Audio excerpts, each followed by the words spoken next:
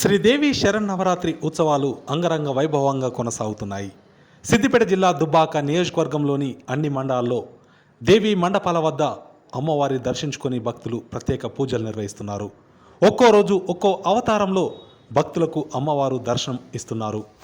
భక్తి శ్రద్ధలతో మండపాల వద్ద నిర్వహిస్తున్న ప్రత్యేక పూజా కార్యక్రమాల్లో పెద్ద సంఖ్యలో భక్తులు తరలివచ్చి అమ్మవారిని దర్శించుకొని మొక్కులు చెల్లించుకుంటున్నారు.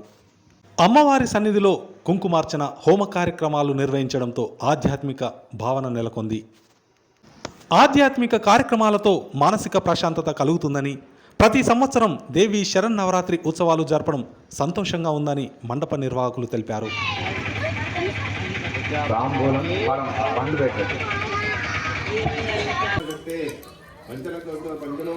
पूजनेन भगवान्